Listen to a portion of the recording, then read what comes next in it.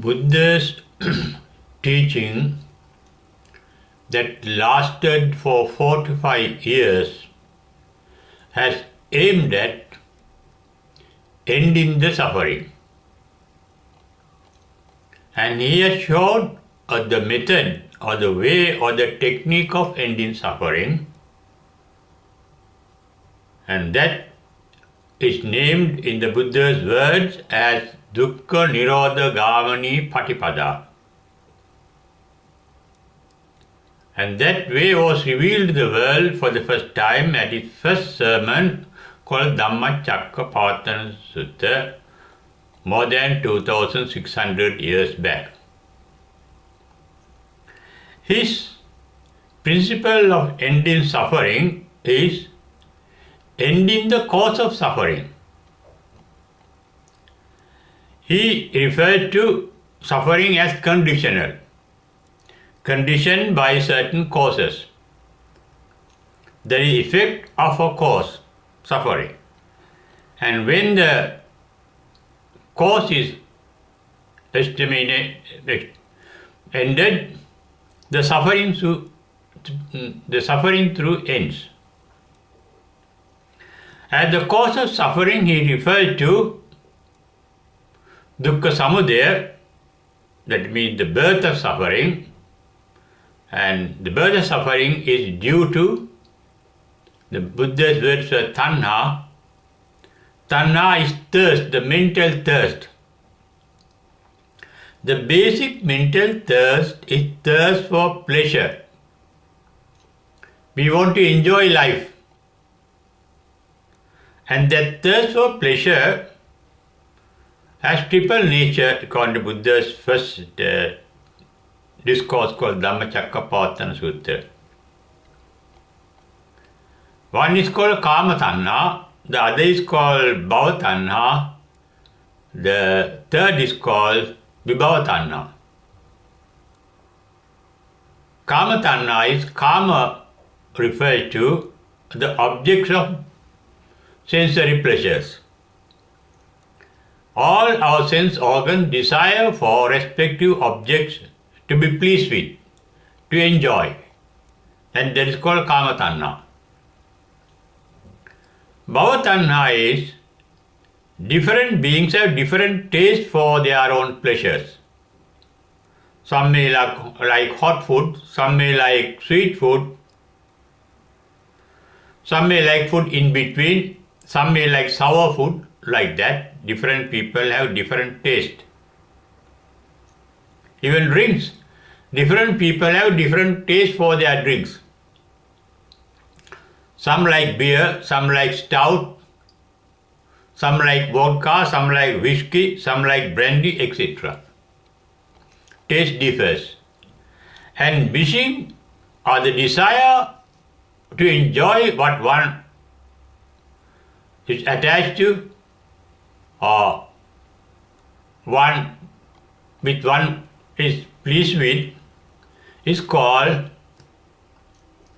Bhava Tanha. Bhava is to happen, manifestation of one's own desires to be fulfilled, fulfillment of one's own taste. Vibhava Tanha is avoiding what is not pleasant. Thus, we are driven by the thirst for pleasure, the desire for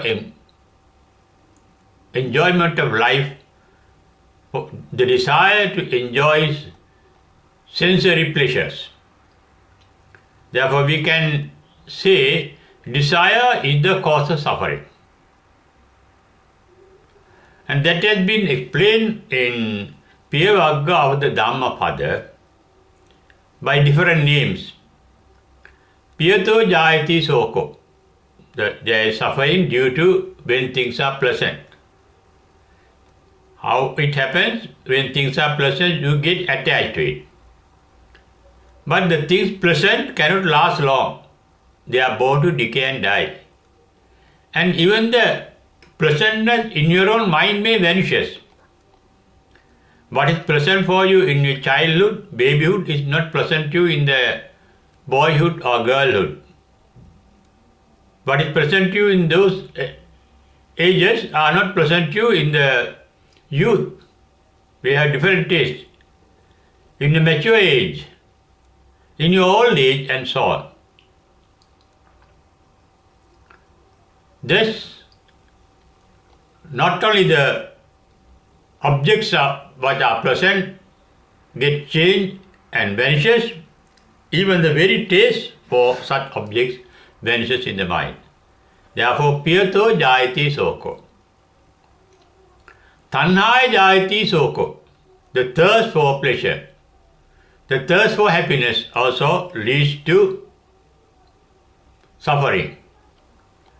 Because nobody can fulfill one's own all desires. They are insatiable. They can be satisfied completely and perfectly. That is why we want to live more and more in the samsara.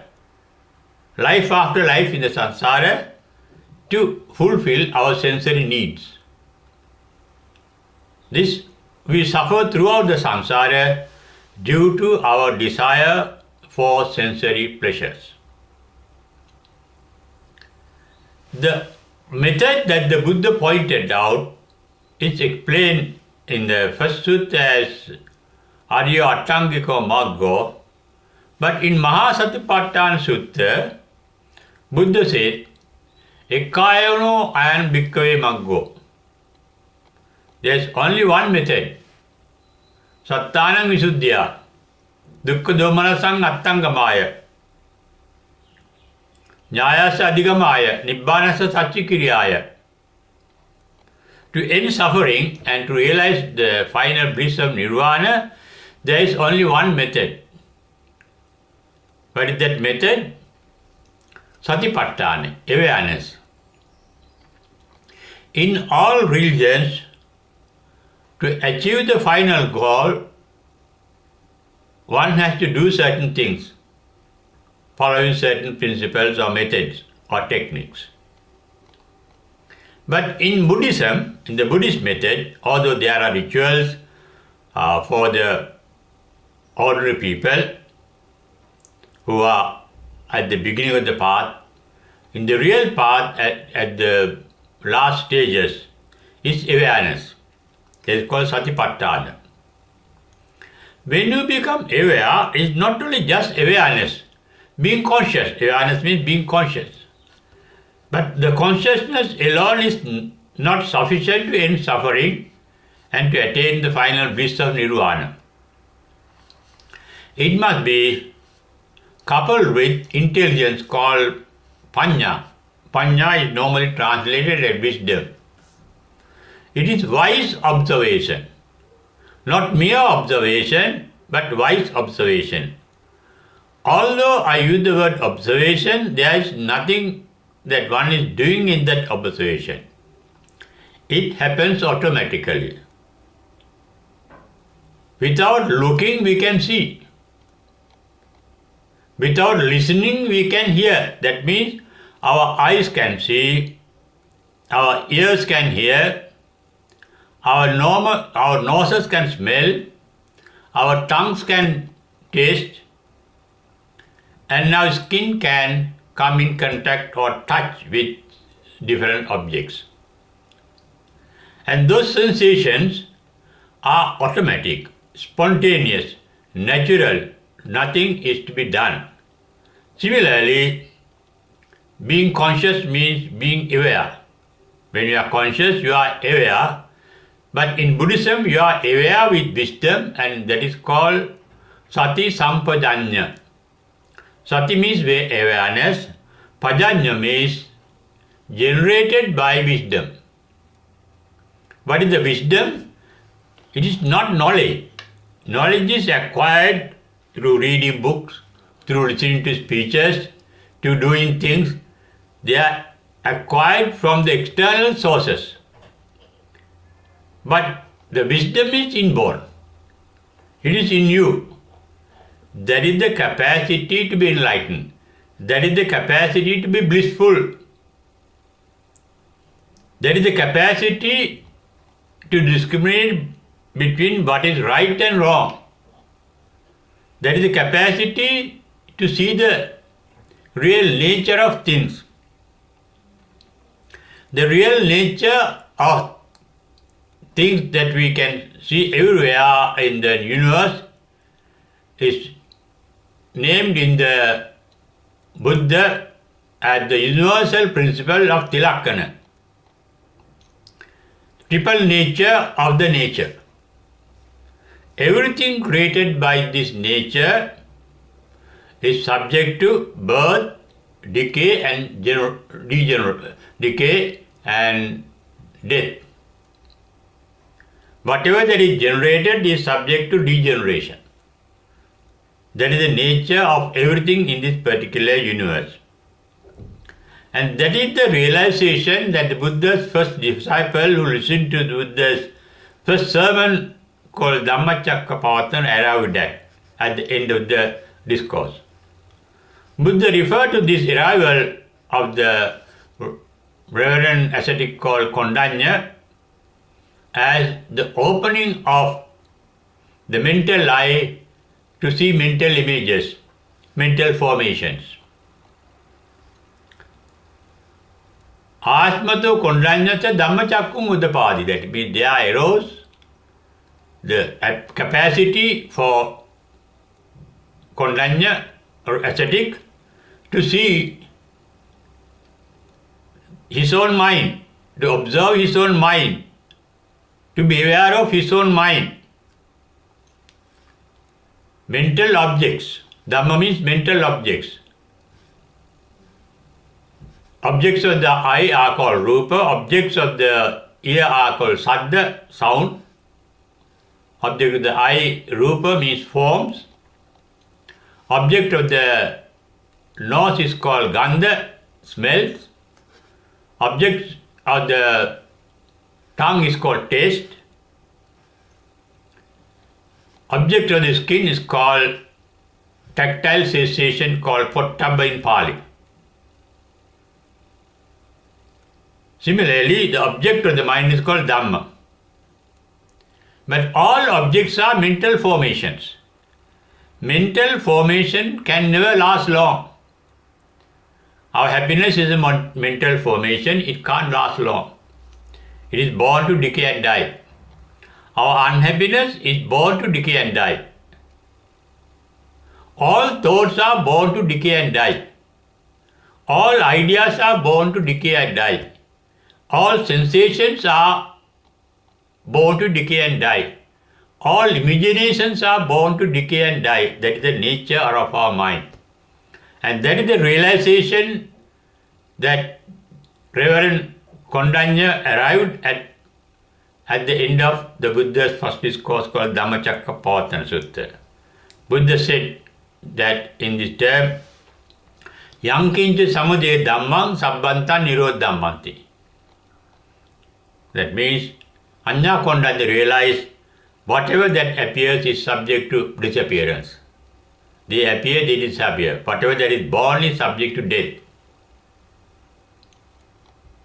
In fact, Buddha realized birth is the cause of all our suffering. Suffering means birth is the cause of our decay, old age, sickness, death. They are suffering that we have to undergo. They are caused by birth.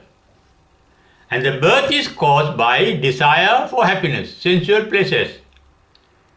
That is why our inner self, our subconsciousness, our own mind desire to be born again and again. That is why that mind desires to be born in heaven to enjoy sensory pleasures. And they also aim at realizing nirvana, thinking that they can enjoy life eternally after attaining nirvana, but it is not a correct view. That is the ending of all sensations, living, formations. That is a different state. We can be explained and we cannot describe in terms of the words we have to describe the physical nature of our universe. That is of a different dimension. That is why one had to realize it by oneself. That is why Buddha also has mentioned often, Veditabbo Vinyuhi. It has been realized by the sensitive beings who are extremely sensitive. Extreme sensitive means intelligence, wisdom. That sensitivity, that wisdom is inborn in us and we have to open it up. It must come from within, from inside. To develop the outcoming of wisdom, Buddha has shown a path called Satipatthana awareness. Be aware of yourself, nothing else. Be aware of your body and be aware of your mind. Aware of your mind means aware of your thinking process. Be aware of all your physical activities. When you are going up and down, when you are walking, when you are running, when you are playing, when you are working, when you are talking, be aware. That means be sensitive. Don't live a mental world. Be sensitive what you are doing. There is self-consciousness, consciousness of your own activities. Using the natural capacity called consciousness is called sati, awareness.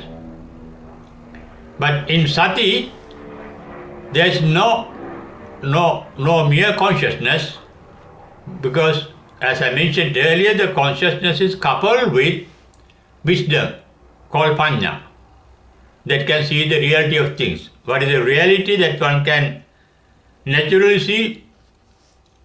Automatically, yam kincha samudaya dhammam sabbanta nirodhammanti. Whatever that appears in the mind disappears then and there.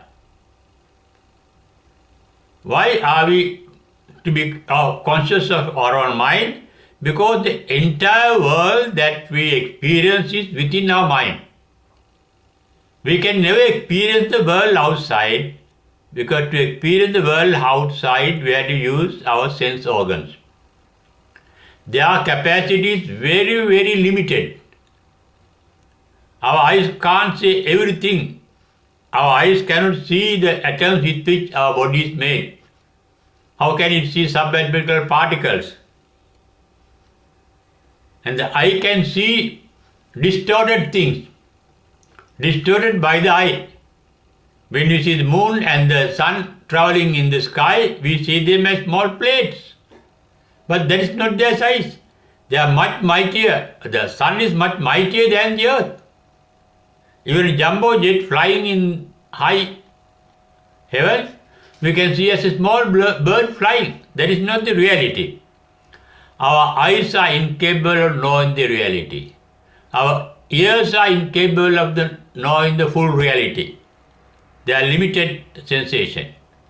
So our all organs, even our mind.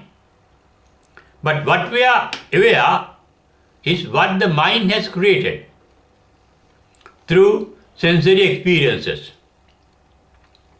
Therefore, in the Rohita Sutta, Buddha said our entire world is within our own physical body, because the mind is a product of the body and the mind is throughout the body. There is sensation, there is consciousness in every cell in the body. Every cell has its own mind according to modern science. Every organ has its own center of consciousness. Organs are conscious, cells are conscious. That is why all cells get together. The cells called white blood corpuscle get together to fight germs and viruses that enter our blood system, because they are conscious. Our blood, our body, our mind, they want to continue. Preservation of life is a natural need of our mind and body, and that is called the desire to live. It is the desire to live, as Buddha mentioned, cause all our suffering. But accepting things as they are will lead to non-suffering. That is what happened to the enlightened ones.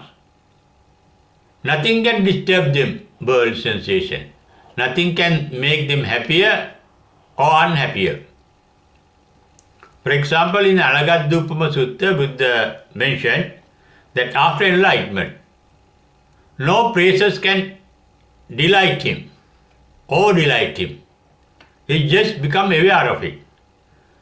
No blames and insults can depress him, make him unhappy. The Buddha's words are, when there is praise or donations or gifts to him, he doesn't get overjoyed. Anando nahoti, those are the Buddha's words. When there are obstacles, problems, defects, insults, he is not unhappy. No conflict with that. He takes things as they are. Patigo nahoti, those are the words used by the Buddha. Taking things as they are. Taking things means seeing things as they are. That is called yata labha santutti. When we take things as they are, the mind does not suffer. The mind accepts. The mind accepts with the entire universe, entire environment, in harmony with everything. Accept things as they are. Yata labha santutti, that is called. Taking things as they are. And yata jnana darsana, the mind can accept things as they are because the mind can see things as they are without imagining, without expecting, without daydreaming, accepting things as they are. What is the reality of things that we experience in life? We experience birth, decay and death in everything. Therefore, there is no point in getting attached or resenting. Therefore, the desire, positive desire is to get attached, attraction. Negative desire is to repel, desire to repel. That is called detachment and resentment. That is the mental magnetism. It is the mental magnetism that attracts things and that repels things. And it is this attraction, repulsion that causes all our mental suffering, tension. To lead a life of tension is to accept things as they are. That is why it is said in the Mangala Sutra, Puttasya Lokadhamme Chittang Asanakam Poti. Enlightened are not disturbed by the changes in the world. What happens in the world? Their bliss is inside. There is an inner bliss that cannot be disturbed by anything outside or inside us. That is a mind without desire, and that is called tanhakaya. That is why the perfect bliss is called tanhakaya. There is no desire in the perfect bliss called nirvana. To avoid that desire, to get rid of that desire, only method Buddha mentioned was be aware. When you are aware of all your mental and physical activities, you know every activity is born to decay and die, and there is no point in being attached to anything or resenting anything. And we have to accept things as they are because that they are natural phenomena. That is, enlightenment means being in harmony with the nature. Nature is benevolent. The sun is benevolent without any selfish motive. The sun gives us light, heat. Clouds give us rain without any selfish motive. Rivers and streams, they flow without any selfish motive. Trees produce us medicine, food and drink without any selfish motive. That is the nature of the nature. And to be blissful, only method is to be like nature, being benevolent. It's like the earth. When you throw dirt on it, rubbish on it, the earth does not get disturbed. When you throw rubbish in the water does not get disturbed. The air does not get disturbed. The fire does not get disturbed. They have equal treatment to everything, good and bad. And that is the neutral state of mind the enlightened ones can attain by self-observation, by self-awareness, the only method for enlightenment. What is enlightenment? Tanhakaya, the cessation of desire. That is possible for us, not by doing anything, but just being aware of things as they are, so that we are free from attachment and resentment. That means we are free from positive desire and the negative desire. And that is a real realism the Buddha has taught for 4 to 5 years.